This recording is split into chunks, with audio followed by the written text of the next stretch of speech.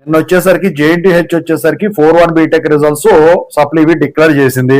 Students అడుగుతా ఉన్నారు, so ఈ 4-1 బీటెక్ మళ్ళీ ఎగ్జామ్స్ ఎప్పుడు ఉంటాయి? ఇంతకుముందు ఒక వీడియో చేశానండి, దాంట్లో చూసుకోండి అది.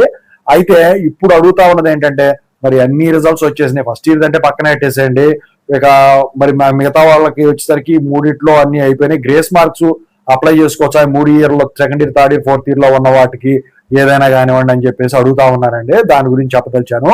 ముందుగా అయితే ఇంతవరకు ఈ ఛానల్ సబ్స్క్రైబ్ చేసుకున్న వాళ్ళు ఎవరుంటే సబ్స్క్రైబ్ చేసుకుని ఈ వీడియోని లైక్ చేసి షేర్ చేయండి. మీకైనా నాతో మాట్లాడాలంటే కాల్ మీ 4 ద్వారా కాల్ చేయండి.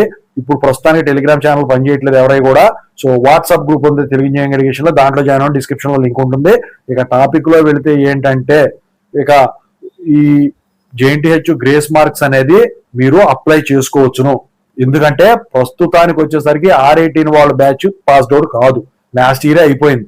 R18 బ్యాచ్ కనుక ఈ సంవత్సరం ఉన్నట్టయితే 4-2 అడ్వాన్స్డ్ సప్లై అయిందా కూడా ఎలిజిబిలిటీ లిస్ట్ వచ్చే వరకు వెయిట్ చేయాల్సి ఉంటుంది. కానీ ఇప్పుడు ఆ బ్యాచ్ లేదు, R22 బ్యాచ్ ఉంది. అయితే R18 వాళ్ళు ఎవరైతే ఉన్నారో 30-23 గ్రేస్ మార్క్స్ ఎలిజిబుల్ అయినట్టయితే, మీకు ఆ సబ్జెక్టులు సరిపోయినట్టయితే మీరు డైరెక్ట్ గానే మీ కాలేజీలో అప్లై చేసుకోవచ్చు. ఎందుకంటే ఇంతకుముందు కొన్ని కాలేజీలు ఏమో ఎలిజిబిలిటీ లిస్ట్ వచ్చిన దాకా వెయిట్ చేయించేవాళ్ళు, ఇప్పుడు వచ్చేసరికి డైరెక్ట్ గానే యాక్సెప్ట్ చేస్తా ఉన్నారు. మీ కాలేజీలో కనుక యాక్సెప్ట్ చేసినట్టయితే మీరు వాళ్ళకి గ్రేస్ మార్క్స్ సంబంధించిన సబ్జెక్టుల వివరాలు ఈ మెమోలు ఇచ్చినట్టయితే ఓ ఫామ్ ఇస్తారు, ఫామ్ వాళ్ళే ఫిల్ చేస్తే మీకు అసలు బాధే ఉండదు. ఇచ్చేసిన తర్వాత వెంటనే మీకు పని అయిపోతుంది. కానీ అది యాక్సెప్టెన్స్ ఇదంతా రావాలంటే కొంచెం టైం పడుతుంది. దానికి మళ్ళీ చెక్ చేసుకోవాలంటే వేరే ప్రాసెస్ ఉంది, ఇంతకుముందు వీడియోలో ఉన్నాయి, చూసుకోండి.